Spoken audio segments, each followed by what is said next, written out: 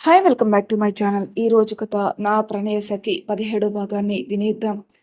ఎలాగైనా సరే ప్రసన్న గారిని పెళ్లి చేసుకోవాలని నిశ్చయించుకున్నాడు కుమార్. తనకేం చేయాలని ఆలోచిస్తూ హైదరాబాద్ ప్రయాణమయ్యాడు. అక్కడికి చేరాక ఒక హోటల్లో రూమ్ తీసుకుని ఫ్రెష్ అయి సత్యానంద్ గారు ఇచ్చిన ఆఫీస్ అడ్రస్కి వెళ్ళాడు కుమార్. సత్యానంద్ గారిని కలిసి ఆఫీసులో జాయిన్ అయ్యాడు. ఎక్కడ ఉంటున్నావు అని అడిగితే హోటల్లో అని చెప్పాడు. తన దగ్గర పనిచేసే ఇంకో మనిషిని పిలిచి కుమార్ని చూపించి ఇతనికి ఉండడానికి రూము అవి ఏర్పాటు చేయమని చెప్పారు. ఇక్కడ నుంచి ఇతను కూడా ఇక్కడే జాబ్ చేస్తాడని కూడా చెప్పారు. సరే అని అతను కుమార్ని తీసుకుని వెళ్ళిపోయాడు. అలా ఆఫీస్లో జాయిన్ అయి 1 నెల రోజులు గడిచిపోయాయి. కానీ కుమార్ అనుకున్న పని కోసం ఎక్కడా వీలు దొరకలేదు. ఎందుకంటే ఆఫీస్లో కుమార్ని అందరితో పాటు ఒక నార్మల్ ఎంప్లాయ్ లాగానే చూశారు సత్యానంద్ గారు. చనువివ్వలేదు. అలాగే తన కోసం ఖర్చు పెట్టిన డబ్బు తిరిగిచ్చే వంకతో అయినా మాట్లాడదామంటే అది ఎవరికో ఒకరికి నువ్వు చదువు కోసం సహాయం చేయి నాకిచ్చినట్టే అని చెప్పారు సత్యానంద్ గారు. ఎటూ దారి లేక ఏం చేయాలనుకుంటున్న టైంలోనే ప్రసన్న గారికి పెళ్లి సంబంధాలు చూడడం మొదలుపెట్టారు. ఇక్కడికొచ్చాక తను ఊహించిన దానికన్నా ఎక్కువ ఆస్తి ఉండేసరికి అస్సలు వదులుకోకూడదనుకున్నాడు కుమార్. ఎన్ని సంబంధాలు వచ్చినా తన అన్నయ్యతో పాటు ఉండడానికి ఎవరూ ఒప్పుకోకపోయేసరికి వేటికి తన అంగీకారం తెలపలేదు ప్రసన్న గారు. ఆఖరికి వచ్చిన ఒకరు మీతో ఇల్లరికం ఉండాలి అంటే ఎవరైనా అనాథని చూసుకోండి అని కోపగించుకొని వెళ్ళిపోయారు. ఆ మాటకి కుమార్ మెదిలాడు సత్యానంద్ మనసులో. 1 నెల రోజుల తర్వాత కుమార్ వెడ్స్ ప్రసన్న అంగరంగ వైభవంగా పెళ్లి జరిపించారు సత్యానంద్ గారు. అరుణ సత్యానంద్ గారు తల్లిదండ్రుల స్థానంలో ఉండి పెళ్లి బాగా జరిపించారు. తర్వాత వ్రతం రిసెప్షన్ అన్నీ కూడా బాగా జరిపించారు. ఆ తర్వాత 2 జంటలకి అంటే సత్యానంద్ అరుణ కుమార్ ప్రసన్న ఇద్దరికి శాంతి ముహూర్తం పెట్టించారు. తన పెళ్లి అయ్యే వరకు తన వదిన సంసార జీవితం మొదలు పెట్టలేదని తెలిసిన ప్రసన్న గారు ఆవిడ మీద ఇంకా అభిమానం పెంచుకున్నారు. ఇల్లరికం తెచ్చుకున్నా కూడా కుమార్ వాళ్ళకి సొంతంగా పక్కనే ఇంకో ఇల్లు అన్ని హంగులతోనూ ఆధునిక వసతులతోనూ కట్టించారు సత్యానంద గారు. ఆఫీస్లో కూడా 20% వాటా ఇచ్చారు. ప్రసన్న గారికి ఆస్తిలో 50% వాటా ఇచ్చారు. అది చూసిన కుమార్కి ఇంకా ఆశ పెరిగింది. సగం కాకుండా మొత్తం తనకే కావాలని. నెలకి 2 సార్లైనా బెంగళూరు వెళ్తున్నాడు. అక్కడ ఆశ్రయం ఇచ్చిన వాళ్ళని చూసి సహాయం చేయడానికని ఇంట్లో చెప్పేవాడు. అక్కడ రేఖని పెళ్లి చేసుకుని వేరే ఒక ఫ్లాట్ కానీ అందులో కాపురం పెట్టాడు. ఇలా ఒక 4 నెలలు గడిచాక ముందు అరుణ గారు నెల తప్పారు. సత్యానంద్ గారు ఆనందంలో ఆఫీస్ స్టాఫ్కి 2 నెలల బోనస్ ఇచ్చారు.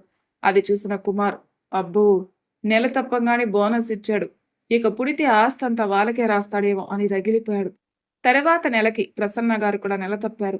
ఇక ఆ ఇంట్లో సంతోషాలు వెల్లవిరిశాయి. ఇద్దరిని కంటికి రెప్పలా చూసుకుంటున్నారు సత్యానంద్ గారు. పని కోసం మనుషుల్ని కూడా పెట్టారు. అలా వచ్చిన మనిషే రమణమ్మ. ఆ ఇంట్లో వాళ్ళతో కలిసిపోయి అరుణ గారు ప్రసన్న గారిని కాలు కింద పెట్టనివ్వకుండా చూసుకునేది. ఇలాంటి టైంలోని ఒకసారి రేఖ దగ్గరికి వెళ్ళిన కుమార్కి అక్కడ తన పిన్ని కూతురైన ఛాయాదేవి కనిపించింది. రేఖ ఉంటున్న ఫ్లాట్లో పని చేసుకుంటూ ఉంది. తనని అక్కడ చూసిన కుమార్ రేఖని దగ్గర తీసుకుని వచ్చి విషయం ఏంటి అని కనుక్కున్నాడు. ఛాయాదేవి కూడా కుమార్ లాంటి మనస్తత్వం లాంటిది. బాగా డబ్బున వాడిని పెళ్లి చేసుకోవాలనుకుంది.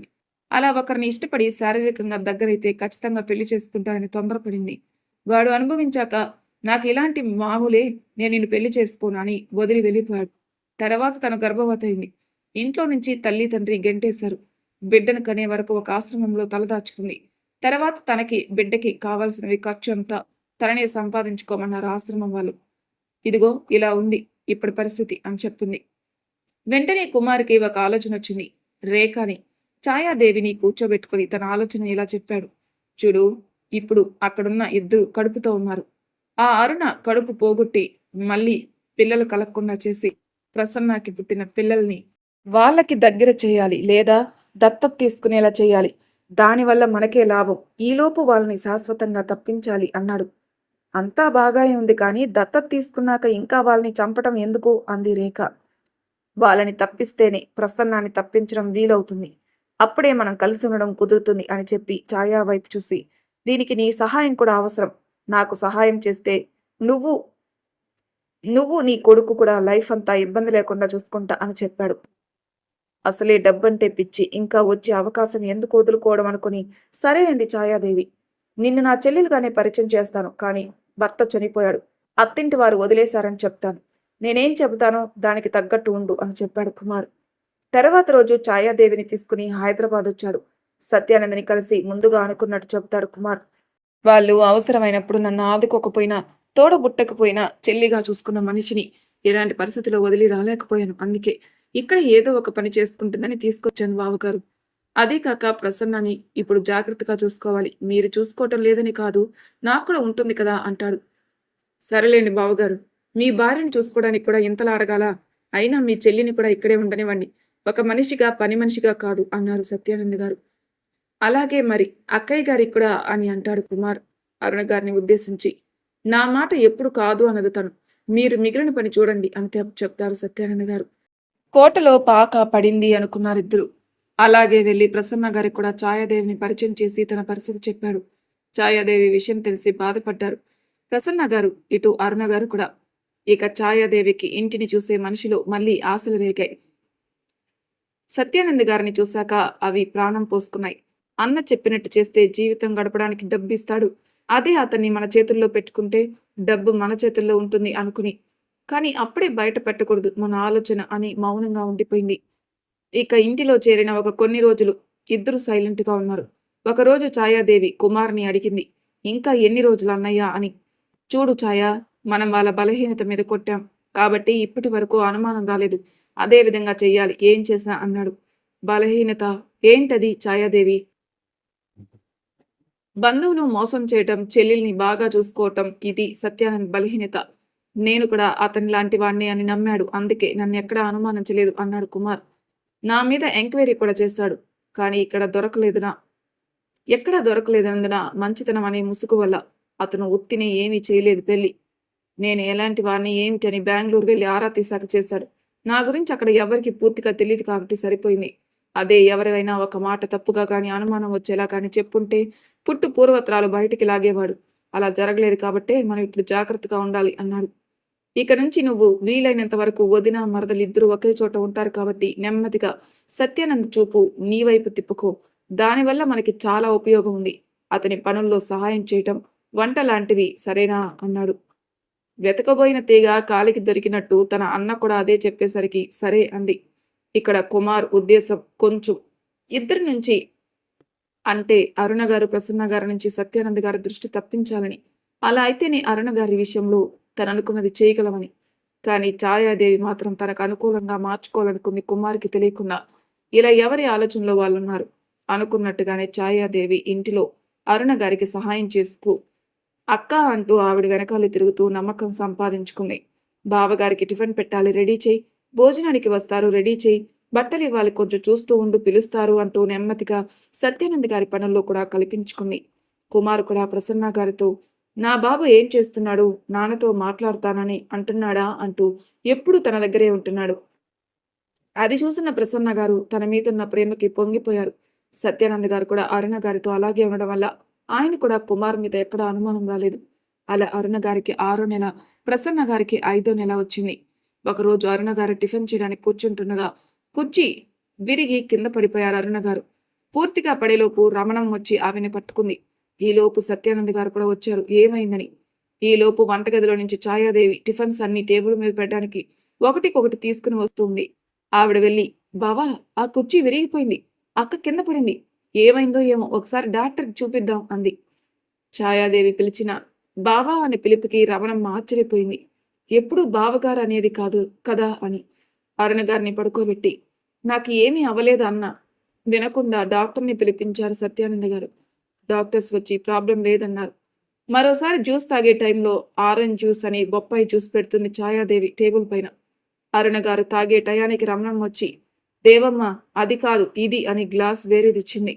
ఏమైంది రమణమ్మ అని అడగగానే అది బొప్పాయికాయ రసం అమ్మ, కడుపుతో ఉన్న వాళ్ళకి మంచిది కాదు అంది. మరోసారి మెట్లు దిగి వస్తున్న అరుణ గారు చీర ఫాల్ కాళ్ళకి అడ్డుపడి ముందుకు పడబోయారు. అక్కడే ఉన్న సత్యానంద్ గారు పట్టుకున్నారు పడకుండా. ఇవన్నీ చూసిన రమణమ్మ అమ్మా ఇలా అంటున్నానని ఏమనుకోకండమ్మా, ఎందుకో ఆ ఛాయా చూపు మాట ఈ మధ్య బాగా తేడాగా ఉంటుందమ్మా, ఒక్కసారి ఆలోచించండి అమ్మా అంది ఒకరోజు. అరుణ గారు కూడా అదే ఆలోచించడం వల్ల ఏమైంది అన్నారు బయటపడకుండా. అది కుర్చీలు కొత్తవి కాకపోయినా చెదపట్టి విరిగిపోయి అంత పాతవి కూడా కాదమ్మా, అది కూడా మీరు కూర్చునేది. అలాగే మన ఇంట్లో ఎవరూ బొప్పాయికాయ తినరు. ఆ రోజు పని వాళ్ళతో ఛాయ అమ్మ తెప్పించుకున్నది. నిన్న మీ చీర ఫాల్ కావాలని కుట్లు విప్పితే తప్ప ఊడవు అది కదమ్మా, ఇవన్నీ ఓసారి చూసుకోండమ్మా అంది. అది అరుణ గారు కూడా గమనించారు. కావాలని సత్యకి దగ్గరవ్వాలని చూడటం, పిల్లాడిని సత్యకి ఎక్కువ ఇవ్వటం, తండ్రి ప్రేమ తెలియనివాడు అనటం గమనిస్తుంది. అదే టైంలో ఛాయాదేవి అరుణ గారి దగ్గరికి వచ్చి, అక్క, మీరేమి అనుకోను అంటే ఒక మాట చెప్పనా అంది. చెప్పమన్నట్టు తలూపారు అరుణ గారు. మీకు నెలలు పుడుతున్నప్పటి నుంచి ఏదో ఒకటి అవుతుంది. కడుపులో బిడ్డ జాతకం మంచిది కాదేమో. ఒకసారి ఎవరికైనా పూజారికి చూపిస్తే మంచిదేమో అంది. అరుణగారికి కోపం వచ్చినా, నాకేమన్నా అయితే నా భర్త చూసుకుంటాడు. ఒకవేళ నేను బిడ్డని కని చనిపోయినా నా బిడ్డని నా భర్త చూడగలరు కాబట్టి నువ్వు ఉచిత సలహాలు ఇవ్వకుండా ఎంతవరకు ఉండాలో అంతవరకు ఉంటే మంచిది అన్నారు. కోపంగా మాట్లాడిన ఆవిని చూసి ఇంక ఏమీ అనలేక, అయ్యో తప్పుగా అనుకోకక్క అంటూ వెళ్ళిపోయింది. ఛాయాదేవిలోని మార్పుని అరుణ గారు, రమణమ్మతో పాటు సత్యానంద్ గారు కూడా గమనించారు. టిఫిన్స్ పెడుతున్నప్పుడు కావాలని దగ్గరగా ఉండడం, బాబుని తీసుకొచ్చినప్పుడల్లా చేతితో పెడుతూ చేతుల్ని పట్టుకోవడం, ముఖ్యంగా బాబుని తీసుకొచ్చినప్పుడు తండ్రి ప్రేమ స్థానం అంటూ ఉండడం ఆయనకి చూచాయిగా ఏదో అర్థమైనట్లు అనిపించింది. కానీ కుమార్కి చెల్లెలు అవి ఏమీ అనకుండా ఉన్నాడు. కుమార్ మీద ఒక మంచి అభిప్రాయం ఉంది సత్యానంద్ గారికి. బంధువులు కష్టంలో వదిలేస్తే ధైర్యంగా దాతల సహాయంతో చదువుకొని ముందుకొచ్చిన వాడికి, కానీ తప్పుదారిలో వెళ్ళలేదు. ఆదరించిన వాళ్ళని, సహాయం చేసిన వాళ్ళని మర్చిపోని గుణం ఉన్నవాడు. అతనికి ఇలాంటి చెల్లెలేంటి అనుకున్నాడు. ఇక్కడ ఒక క్లారిటీ ఇస్తున్నాను. అంత తేలిగ్గా కుమార్ని సత్యానంద్ ఎలా నమ్మాడు అనుకోవచ్చు. ప్రసన్న గారి గురించి వదంతులు వచ్చినప్పుడే కుమార్ గురించి కూడా ఎంక్వైరీ చేశారు సత్యానంద్ గారు. అతని గురించి తెలిసిన వాళ్ళందరూ మంచివాడని చెప్పారు. తన ఊరి గురించి అడిగినప్పుడు అయిన వాళ్ళందరూ మోసం చేసి ఊరు పేరు కూడా ఇక తలుచుకోకూడదు అనుకుంటున్నా, అందుకే అడగద్దని చెప్పేసరికి ఆత్మాభిమానం కల మనిషి జరిగిన మోసాన్ని మర్చిపోలేకపోతున్నాడు అనుకున్నారు. ఇక్కడికి వచ్చిన కొత్తలో ఏదో బుద్ధి బాగుండి ఒక పెద్ద ఆయనకి సహాయం చేశాడు. దానికి ఆయన మురిసిపోయి తన ఇంటిలో ఒక పోర్షన్లో ఉండమని, కష్టాల్లో ఉన్నావు కదా ఉన్నప్పుడే డబ్బులు ఇవ్వమని చెప్పారు. అది కుమార్కి కలిసి వచ్చింది. 1 నెల ఇస్తే 2 నెలలు ఇవ్వకుండా తనకంటూ ఒక చోట ఉంది ఫ్రీగా అని వాళ్ళతో మంచిగా ఉండేవాడు. పెళ్లి చేద్దామని సత్యానంద్ అనుకున్నప్పుడు కూడా మళ్ళీ ఎంక్వైరీ చేశారు. నెలకి 2-3 సార్లు వస్తున్నాడు, ఇక్కడికేనా కాదా అని. ఆ టైంలో కుమార్ అదృష్టం బాగుండి ఆ టైంలో ఆ పెద్దవాళ్ళ దగ్గరికి వెళ్లటంతో అతను నిజమే చెబుతున్నాడని నమ్మారు సత్యానంద్ గారు. సత్యానంద్ గారు ఆలోచించి ఒక నిర్ణయానికి వచ్చారు. ఛాయాదేవిని సాధ్యమైనంత వరకు ఇక్కడికి రాకుండా చేయాలి. ఈ విషయం అరుణతో మాట్లాడాలి అనుకున్నారు. అప్పటికే ఆయన మనసు తేలికపడింది. అదే రోజు రాత్రికి ఈ విషయం చెప్పారు అరుణ గారికి. ఛాయాదేవిని చెల్లెలి ప్రసన్నాన్ని చూసుకుంటూ ఉండమని చెప్పారు. ఇక్కడ రవణం ఉంది కదా అని. సత్యానంద్ గారి దగ్గర ఏ విషయం కూడా దాయిర అరుణ గారు. అలాగే ఉదయం ఛాయాదేవి అన్న మాటలకి తను ఇచ్చిన సమాధానం కూడా చెప్పారు. ఇది ఆలోచించిన సత్యానంద్ గారు, ఈ ఛాయాదేవి వల్ల సమస్య వచ్చేటట్టుంది. రేపు ప్రసన్నాన్ని కూడా ఇక్కడికి రమ్మని చెబుదాం. ఇక నీ ఇద్దరి డెలివరీ అయ్యే వరకు నా కళ్ళ ముందే ఉండాలి అన్నారు. మరి కుమార్ ఒప్పుకుంటాడా అన్నారు అరుణ గారు. నేను ఒప్పిస్తాను అన్నారు సత్యానంద్ గారు. అలా ఇద్దరిని ఒక దగ్గరే ఉంచారు సత్యానంద్ గారు. అలా ఇంకో 2 నెలలు గడిచాక అరుణ గారికి 8వ నెల, ప్రసన్న గారికి 7వ నెల వచ్చాయి. ఛాయాదేవి తన పథకాలు పనిచేయలేదని ఆలోచించి ఇలా కాదు అనుకుని డైరెక్ట్గా సత్యానంద్ గారి రూమ్లోకి వెళ్ళి అరుణ గారు లేరు అనుకుని సత్యానంద్ గారిని కౌగిలించుకుని, బావగారు, మీరంటే నాకు ఇష్టం ఏర్పడింది. మీకు 2వ భార్యగా అయినా నన్ను ఉండనివ్వండి అని ఆయన తీస్తున్న గట్టిగా బిగించి పట్టుకుంది. అరుణ అని పిలిచారు సత్యానంద్ గారు. ఆవిడొచ్చి ఛాయాదేవిని లాగి జబ్బ పట్టుకుని గది బయటికి ఈడ్చుకొని వచ్చారు. బయటికి రాగానే, అక్క, నా తప్పు లేదక్కా, నువ్వు ఉన్నావని గదిలోకి వెళ్ళాను, కానీ బావ నా చేయి పట్టుకుని అంటూ ఏడుస్తుంది. పనివాళ్ళు, ప్రసన్న గారు, కుమార్ అందరూ అక్కడే ఉన్నారు. ఛాయాదేవి చెప్పింది విని వాళ్ళంతా నిర్ఘాంతపోయారు. ఛాయాదేవి తన నటన కొనసాగిస్తూ అన్నయ్య అంటూ కుమార్ దగ్గరికి వెళ్ళి చెప్పబోయే లోపే అరుణ గారు గట్టిగా ఇంకాపు అని అరిచి ఛాయాదేవి చెంప మీద చాచి పెట్టి కొట్టారు. దెబ్బకి అక్కడున్న పని వాళ్ళు లోనికి వెళ్ళిపారు. అప్పటికే సత్యానంద్ గారు బయటకు వచ్చారు. అరుణ గారు ఛాయాను చూసి, ఏంటి, నా కోసం నువ్వొస్తే ఆయన నీ చేయి పట్టుకున్నారా? అసలు గదిలోకి వచ్చినప్పుడు ఎవరున్నారో చూసావా నువ్వు? నేను అక్కడే ఉన్నాను. కనీసం ఇంకో మనిషి ఉందో లేదో కూడా చూడనంతగా కళ్ళు మూసుకుపోయాయా నీకు అని మళ్ళీ చెంప మీద కొట్టారు అరుణ గారు. అదే టైంలో కుమార్ వైపు చూశారు సత్యానంద్ గారు. కుమార్ కళ్ళలో బాధతో పాటు కోపం కూడా కనిపించింది. అది ఛాయాదేవి మీద అనుకున్నారు, కానీ కోపంగా చూసేది అరుణని అనిపించింది ఆయనకి. ఈలోపు ప్రసన్న గారు కూడా, కుమార్ లాంటి మనిషికి నువ్వు అసలు చెల్లివేనా అనిపిస్తుంది, చిచి అన్నారు. కుమార్ వెంటనే, నీ జీవితం బాగుండాలని నేననుకుంటే నువ్వు ఇలాంటి పని చేస్తావనుకోలేదు. నువ్వు వెంటనే ఇంటి నుంచి వెళ్ళిపో అన్నాడు. అప్పటి వరకు మామూలుగా ఉన్న ఛాయాదేవి వెళ్ళిపో అనగానే అన్నా నువ్వు అంటూ చెప్పబోతుంటే కళ్ళతోనే వద్దు అని సైగ చేశాడు. అది సత్యానంద్ గారు చూశారు. ఏదో జరుగుతుందని అనుమానం వచ్చింది ఆయనకి ఎప్పుడు. కుమారతనని మీ ఇంట్లో ఉండమను. మీరు ఎలాగో ఇక్కడే ఉంటున్నారుగా, కానీ ఈ గడపలో మాత్రం కాలు పెట్టడం కాదు కదా, చూపు కూడా పడడానికి లేదని సీరియస్‌గా చెప్పారు. ఆ గొంతులోని సీరియస్‌కి కుమార్ కూడా కొంచెం భయం వేసింది. తమాయించుకొని సరే అన్నాడు. ఆయనకి అనుమానం వచ్చాక నిజాలు తెలుసుకునే వరకు జాగ్రత్తగా ఉండాలనుకుని రమణమ్మని పూర్తిగా అరుణ గారు, ప్రసన్న గారిని చూసుకోవడానికి ఉంచేశారు. హాస్పిటల్‌కి వెళ్ళాలి అన్నా కూడా అయితే రమణమ్మ లేదా సత్యానంద్ తీసుకునెళ్లారు. ఒకరోజు సత్యానంద్‌కి ఆఫీస్ అకౌంట్స్‌లో తేడా వచ్చింది.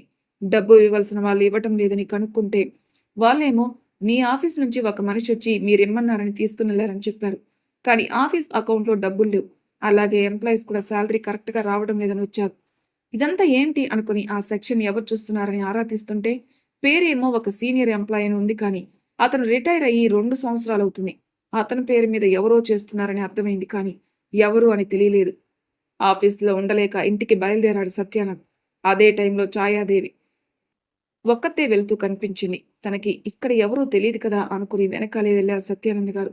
ఒక గుడికి వెళ్ళేసరికే నేను అనవసరంగా అనుమానించిన అనుకుని వెనక్కి తిరిగి వెళ్తుండగా కుమార్ కనిపించాడు. ఇదేంటి, కుమార్ బెంగుళూరు వెళ్తున్నాను పెద్దవాళ్ళని చూడ్డానికి అని మరిక్కడున్నాడేంటి అనుకుని కారు దిగి వాళ్ళకి కనిపించకుండా ఒక స్తంభం వెనక నిలబడ్డారు. వాళ్ళ మాటలు వినిపించకపోయినా ఏదో జరుగుతుందని అర్థమైంది. ఇంకా కొంచెం ముందుకెళ్లేసరికి ప్రసన్నకింకా తెలీదు ఆస్తి తన పేరు మీదే ఉంది అని. ఆఫీస్లో కొంతమంది నా వైపు తిప్పుకున్నాను. ఇక ప్రసన్న దగ్గర సంతకం తీసుకుని అది కూడా నా పేరు మీద పెట్టుకుంటే దాన్ని కూడా అడ్డు తప్పించుకోవచ్చు అన్నాడు కుమార్. సత్యానంద్ గారికి ఒక్కసారిగా తల తిరిగినట్టు అనిపించింది. తనెంత మోసపోయాడని అర్థమైంది. తన గురించి కాకపోయినా చెల్లిని ఒక దుర్మార్గుడికిచ్చి నా చేతులతో నేనే పెళ్లి చేశానని బాధపడిపోయారు. వాళ్ళకి కనిపించకుండా తిరిగి ఇంటికి వెళ్ళిపోయాడు. అక్కడ హాల్లో కూర్చొనున్న ప్రసన్న గారిని చూసి ఆవిడ తల మీద చెయ్యి వేసి నిమురుతూ, ఏంటి ప్రసన్న అలా ఉన్నావు అన్నారు. ఏం లేదన్నయ్య, ఈయన ఊరెళ్ళారు. నాకేమీ తోచడం లేదు. ఏమిటో వెలితిగా ఉంది అన్నారు ప్రసన్న గారు. ఒక్కసారిగా సత్యానంద్ గారి బాధ వేసింది. తమాయించుకుని ఇక నువ్వు కుమార్ మీద ప్రేమ తగ్గించుకో అన్నారు ఆలోచిస్తూ. అప్పుడే అక్కడికొచ్చిన అరుణ గారు, ప్రసన్న గారు కూడా షాక్ అయ్యారు. మరి తర్వాయి భాగంలో ఏం జరుగుతుందో నెక్స్ట్ ఎపిసోడ్‌లో తెలుసుకుందాం. అంతవరకు నా ఛానల్ సబ్స్క్రైబ్ చేయని వాళ్ళు ప్లీజ్ సబ్స్క్రైబ్ చేసుకోండి, లైక్ చేసి షేర్ చేయండి. మీ అభిప్రాయాలు నాకు కామెంట్ రూపంలో తెలియజేయండి. Thank you for listening.